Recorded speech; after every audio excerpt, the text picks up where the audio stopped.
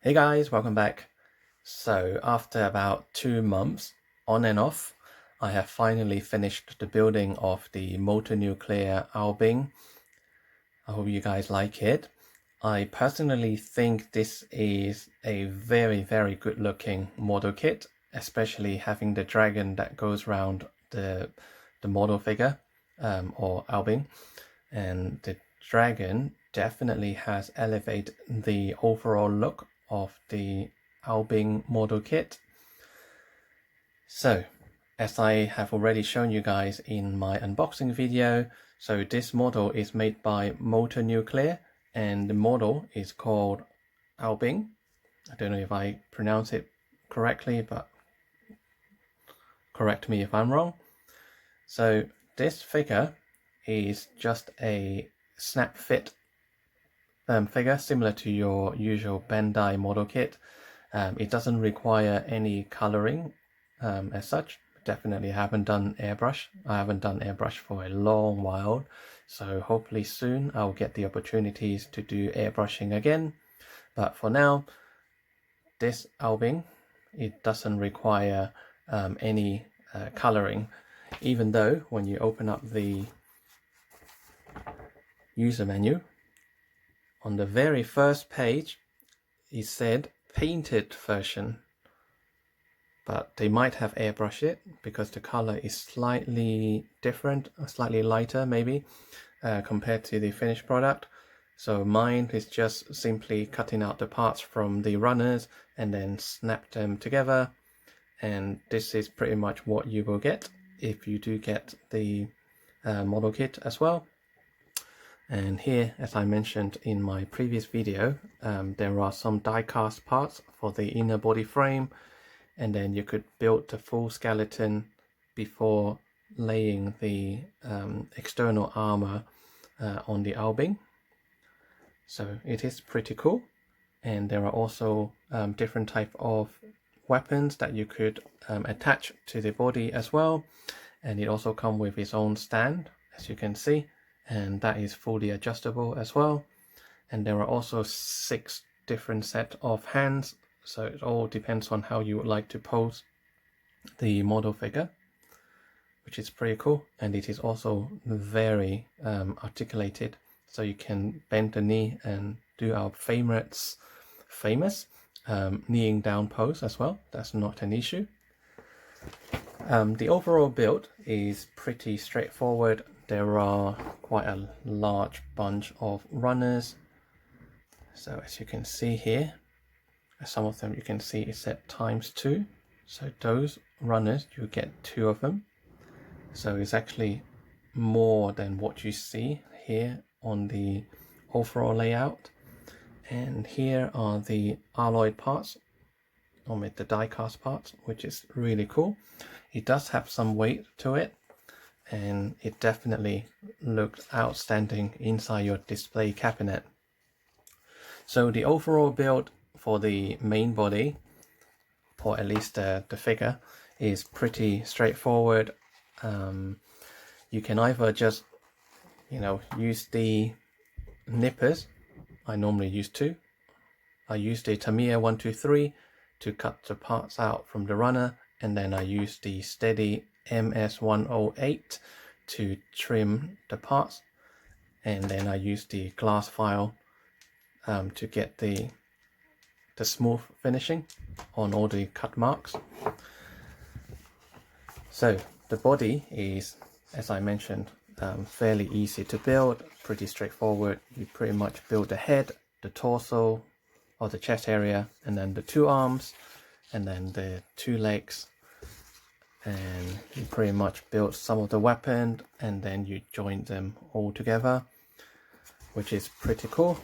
The most difficult part, I would say, is on the actual dragon, because you pretty much have to build each of the segment about 15 times. The entire dragon is about 3 foot long, so if I pull this dragon straight, it's actually quite lengthy, but with it coiled or curled round Albing, it does look pretty good. So in terms of snapping the the kit together, it is not too difficult, at least for the body, the main body anyway. But the, how do I put it? The only part where I find, or where I found I end up having sore fingers or fingertips are when I was building the actual dragon, as well as putting the transparent display support that you could see. I've used 4 different ones. They're all different length, or a combination of different length. So those are quite hard to press together on the movable joint. So you do need to, you know, either have really strong fingers, or might be better if you use a plier and then just wrap the parts with like a cloth, and then you kind of pry them together, because that is quite a tight fit. And then apart from that, I think the other painful part would be, where is it? Let me find it on the user menu.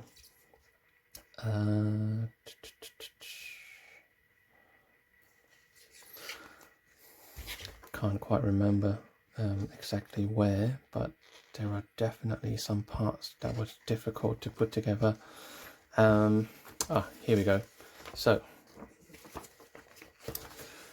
here you will see the kind of the spine of the dragon. There are 2 versions. You can use the one on the left hand side, which is with 2 ball joints, so you get better articulation, and which is what I have used here.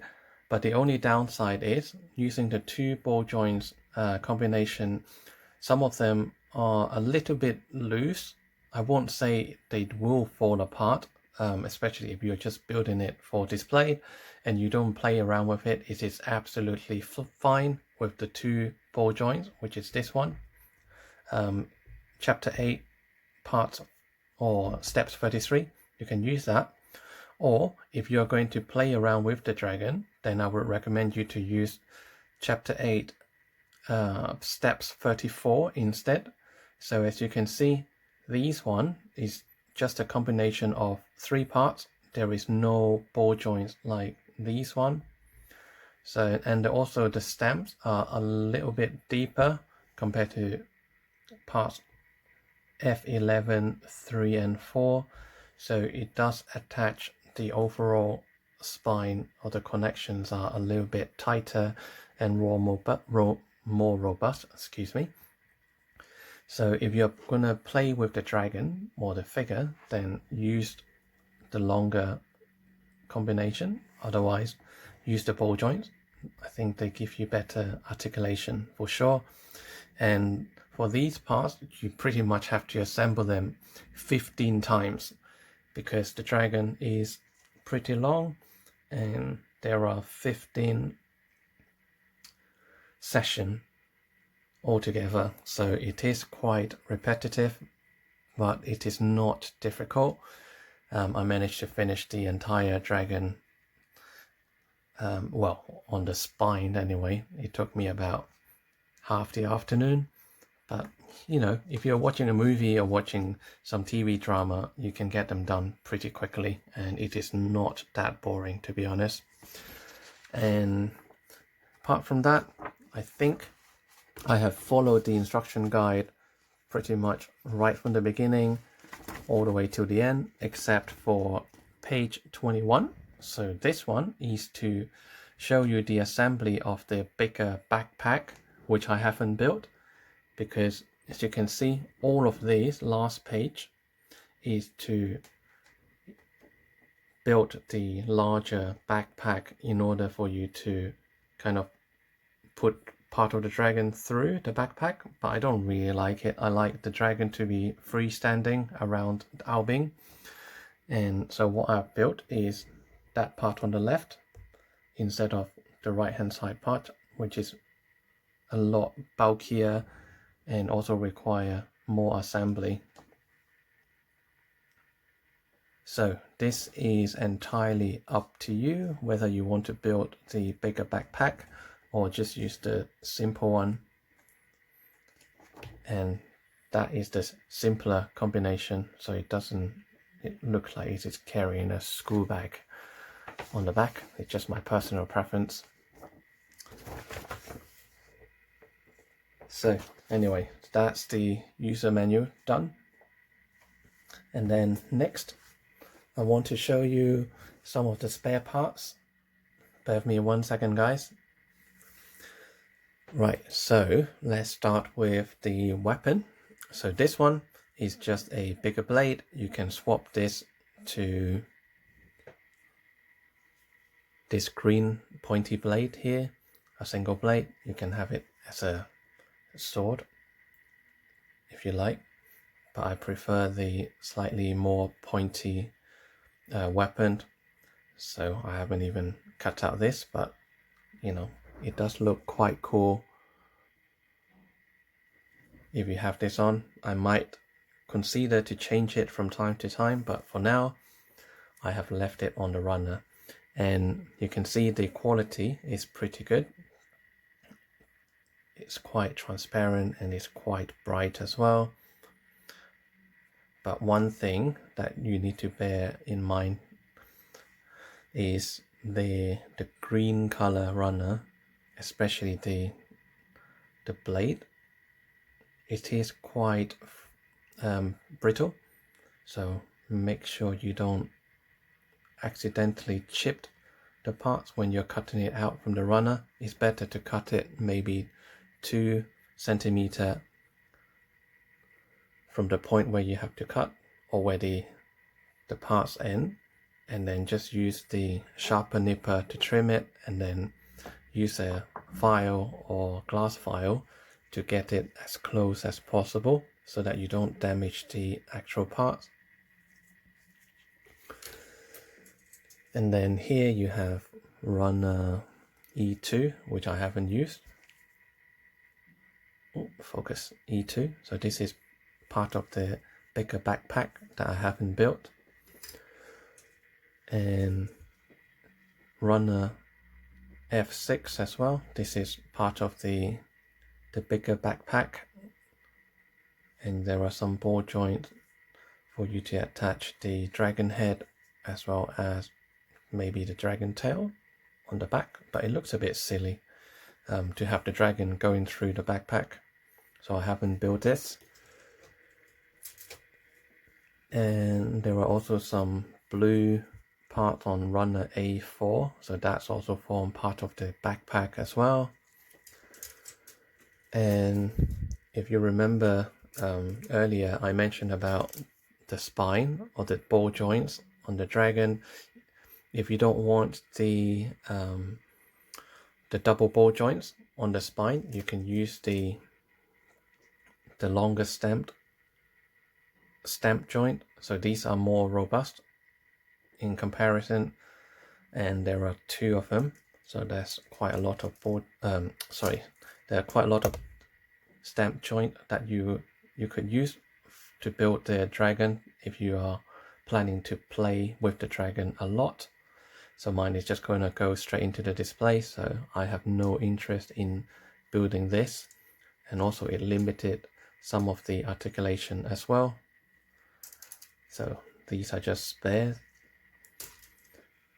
And then next you can see there are a bunch of hands. So this is on runner X, so you can see there are a lot of spare thumbs, and then the other 4 fingers are pretty much pre-molded. So you've got some of the relaxing hand, trigger holder or trigger holding hand, the closed fist. So they are here as spares. I did build a couple of the opened hand right here, so they are pretty cool and very detailed. As you can see, the shape is also very nice. I do like open hands, but for that I need the 2 weapon holding hands instead. And there are also a bunch of spare dragon scale right here. You can swap them. So this one doesn't have the hole in the middle of the parts. So in order to display the dragon, you would need the special part with the hole, so you can hold the dragon in place. Or if you prefer not to use the transparent support, then you could always use the standard part without the hole. But then I don't know how you could position the dragon without any support, but you know, the options are here. And then these are the transparent support that I was telling you. I use 4 different combinations to support the dragon, but they are fairly difficult to joint together.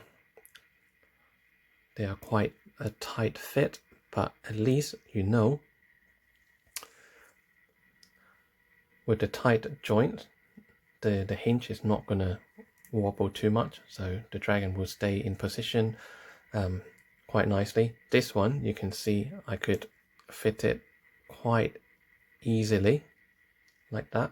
It's because that's it actually cracked. There's a crack line here, and that's the reason why it could go in so easily. Otherwise, you do need quite a lot of force to fit the joint together. Right, going back to the runner, there's what is this? This is runner I. Stay focused. This is runner I, and this is some of the transparent green parts, and they are quite brittle, so be careful with this one as well. And then next you have runner G. So these are pretty much the special effect on the dragon, and these are very reactive to black light. So I will show you guys how it glows later on in the video, but it does look really cool under black light. And then the gold part, nothing special. It's literally just standard runner. I believe it's blue originally, and then they just spray painted gold on top. So when you cut out the parts from the runner, you know, you might see the odd cut marks when you assembled the Albion or the dragon. But you know, if you want to hide the cut marks, because when you cut it, you will see there's like a slight kind of the original color without the gold. So I used this Tamiya X12 just to fill the gold color, so you won't have a small chunk missing from the gold parts. But the area is pretty small, so if you don't look at the model close up, you probably won't even notice it. But it's just my personal preference. I want it to look as perfect as possible, so I've used the Tamiya paint to touch it up. And then the last one, which is runner Y. So these are the transparent parts for the dragon support. So there are still quite a few bits that you could use if you want to position the dragon slightly differently. But I think I prefer the dragon going round Albion from pretty much the ground level and then work its way up. So hopefully you guys would agree with my decision as well. What's next? Oh yeah, I want to show you guys my nipper. So I used the Steady MS108 for the second cut to get to the parts close as possible, and Tamiya 123, I think that's what you call I use this as the first cut. But after building the Albion, I think I might have chipped the blade very slightly. I'll try and show you guys here. which is at the bottom of the blade. Oh, sorry, right there. See it? It is actually chipped. So I'm not entirely sure how I did it, but it happened, sadly. But luckily it doesn't affect the cutting, because it's only the very end bit of the blade that is slightly bent. And I'm sure if I cut the runner again, that bit is going to come off eventually. So always remember, when you want to cut the parts from the runner, use the middle section. Try to avoid the tip as well as the end tips as well, because they are a lot weaker than the middle section. So if you divide the blade in 5 segments, it is best to use the segment 2, 3, and 4 and avoid segment 1 and 5, because the blade would be quite weak at those 2 points. But I can still use it. It's not a big deal. I'll use until when the Tamiya 123 becomes unusable, then I might consider buying a replacement pair. And for the second cut, the Steady MS108 is still pretty good. I like this as much as my God Hand, but unfortunately, as some of you guys would know, I had the God Hand for not too long, and then I dropped it by mistake, and I had to chuck it into the bin. And then I didn't want to invest another £50–60 to buy another God Hand, so I went for the slightly cheaper version of the Steady MS108, which to me, I think they are very, very similar, and I can strongly recommend this.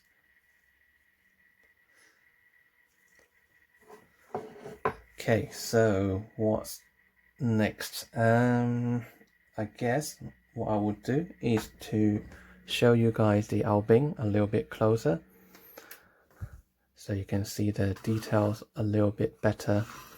I'm not going to show you guys the articulation because, you know, it is very well articulated. You can pretty much bend all the joints, and there's butterfly joints on the shoulders, so you can do the cross arm quite easily. The arm, you can pretty much fold it closest to 180 degree, and the legs, the ankle, and the kneecap you can bend. I think there are 2 joints on the knee and a ball joint for the ankle, so it's all done very nicely, and the color separation is amazing, as you can see. So there's quite a lot of different colors. You can see there are a darker shade of blue, a lighter blue, and then there's white, there's light gray, and you also have the gold parts, as well as the transparent green, and there's some red on the trident. There are transparent red as well, as you can see, and obviously you have a slightly different transparent aqua color on the dragon head, and then the special effect of the breathing fire color, which is really cool. And just look at it, it looks so good. And the dragon, I like the dragon claw a lot, and that is also fully articulated. You can move those claws, and there are some metal parts or die cut parts on the dragon legs as well. There are 4 of them, The main dragon and the spines are just plastic, so only the forelegs has got metal parts. And then, as you guys have seen earlier in the video, the inner body frame are made out of die cast, so this is quite hefty. It does have a good feel of weight once it's built and put together. And the weapon, here you can see that's the more pointy blade compared to the other bigger blade. Right here, I'll show you again. So you could swap them if you want, so it will look like that if you swap it, but I prefer that pointy one for some reason. And also the dragon tail is also made of the same material as the blade, which is pretty cool, and it is also very clear, as you can see. And let me show you this thinner backpack on Albion. I like the overall look like that. It looks cleaner. The other one sticks out quite a lot, and to me, I prefer this look over the backpack, or the thicker backpack. And here you can see the legs joint, they are die cast. You can tell from the color. It's pretty cool.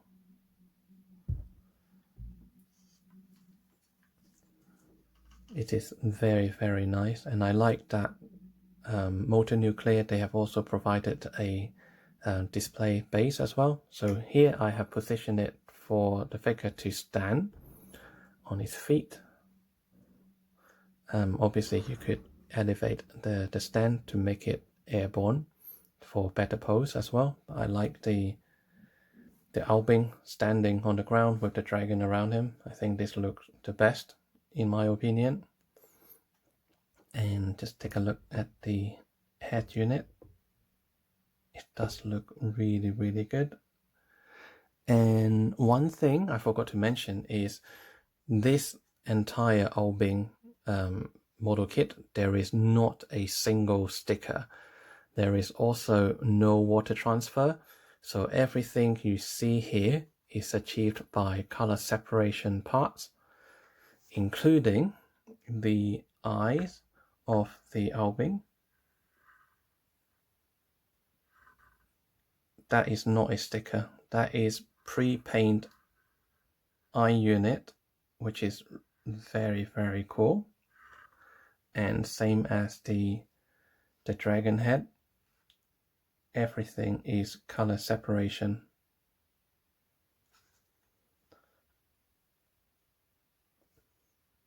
Very, very cool.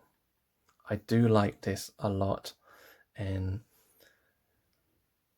if you guys are a big fan of this Albion from Motor Nuclear, then watch out for my next video, or maybe the second next. I can't remember how I planned it, but the next one is the newer version from Motor Nuclear, and it looks similar to this, but maybe better. I don't know, depends on your personal preference or opinion. You might think the Albion looks better than the next one, but if you're interested in another Motor Nuclear model, then stay put, and don't forget to subscribe to my channel, and then you will see when I do the next unboxing of the next Motor Nuclear model kit. Okay, so what else can I show you? Maybe before I go, I'll show you guys the size comparison. So I'll move Albion to one side, and then I will show you the second most recent model kit. Okay, here it is. So this is made by, oh gosh, I cannot remember the manufacturer. It has been a while, but this is Thunderbolt. And let me see if I can find the box quickly to see the manufacturer.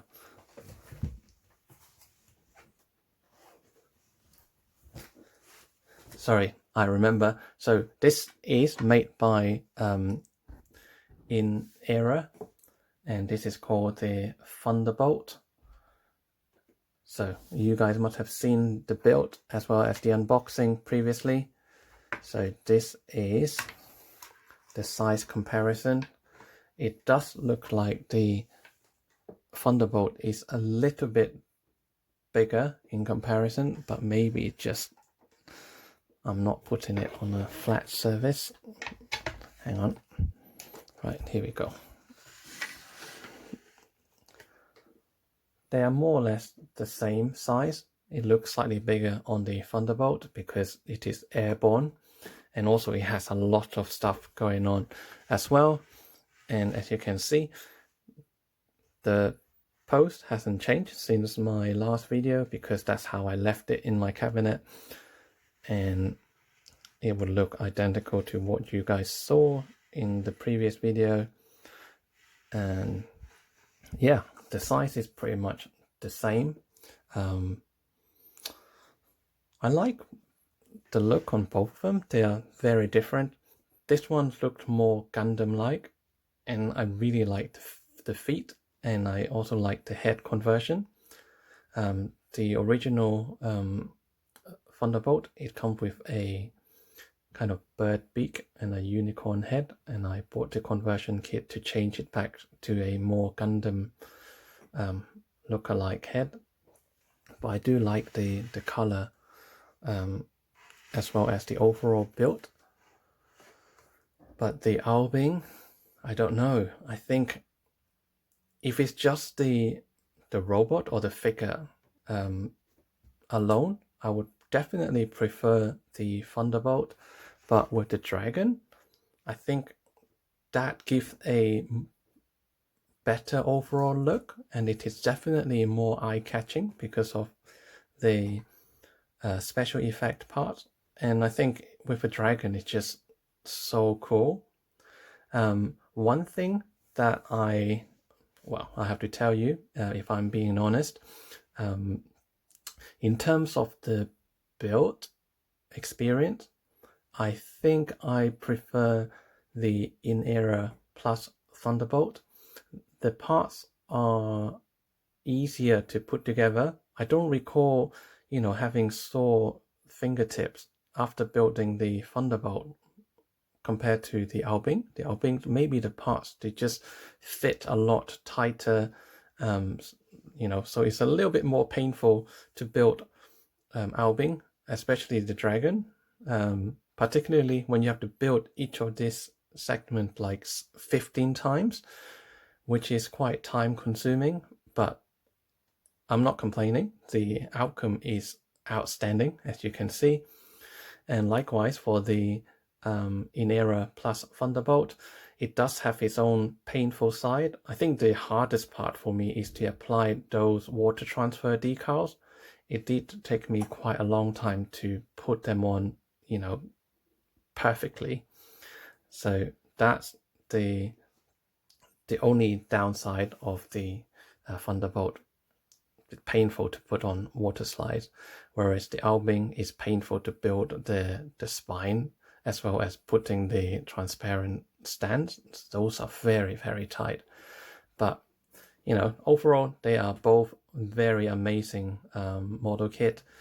Owlbeing is by Motor Nuclear, and Thunderbolt is by In-Era or In-Era Plus, and they are both outstanding, and I can strongly recommend them to you if you are planning to get a kind of third-party Gundam kit, or if you're getting bored with building Gundam, then pick one of these guys. They are very, very amazing, and I dare to say they do look better than most of the Gundam in terms of the color separation and just the overall aesthetic look, with the dragon and the extra weapon.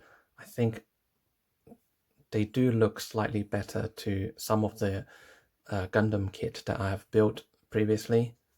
But you know, in terms of the building experience as well as the plastic quality, they are on par with Bandai, and some of them are actually better, to tell you the truth. So you know, don't be afraid to try out the model kit that is, you know, recently released from China. I know you guys are probably more familiar and more confident with the Bandai kit that are made in Japan, but you know, these kit made in China, they are outstanding, and I cannot recommend them enough to you guys. You know, if you like good looking figures, give it a try. You know, worst case, you just waste, you know, how much do they cost? Probably similar or just a little bit more than your standard Bandai Master Grade kit, but you know, give it one go. If you don't like it, so be it. At least you have, you know, had the experience or have the exposure to the Chinese manufacturer. And you never know, like myself, you know, once I started building this model kit from Molten Nuclear and in Era Plus, I actually prefer them than the Bandai kit. You know, don't get me wrong, I still have a lot of Bandai Gundam kit that I haven't built, and I will still enjoy building them. But at this moment in time, I think my preference is to, you know, these other two manufacturer, to tell you the truth. So yeah, that's just my opinion, and I hope you guys enjoyed, you know, building third-party model kit as well. And you know, before I go, I guess what I would do is I'll put on the black light to show you guys the special effect parts to glow in the dark. I hope it will show up okay on the camera. If not, then you know, you just have to take my word for it. You know, they do look amazing under black light. So bear with me 1 second, guys. I will go and grab my black light to show you this special effect. Be back soon. Okay, so I am back with the black light. So let me show you guys. Oops. Right, so on the Thunderbolt, I think you can see maybe only those red orangey color, like the shoes. They do glow a bit,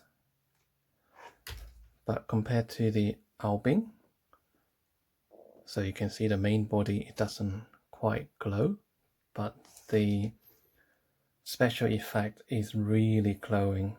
I don't know how well you guys can see through the camera, but you can see that is really glowing under the black light. And look at the runner. It is really glowing. It's amazing. And let me try it out, the other green. This is the transparent green, so you can see it's not reactive to the black light. So some of the parts here on the chest, you can see they're not glowing, and same as the transparent red, it's also, they do not react to the black light. And what about the blade? The blades is the same, still look pretty dull under black light. So it's just the orange part here that you can see is very reactive. It's very, very cool. And here you can see the bits where I cut out. You can see the orange bit, as well as some of the green from another model that is also glowing under black light. It's very, very cool. Actually, looking at this just gave me the idea. You see the orange bits that I've cut out inside the box? I might take them out or I might cut some more to put them underneath the, well, around the feet of the Albing, so it looks like it's standing on hot charcoal. It's quite a good idea. And I still have a lot of this plastic bits on the runner that I could cut.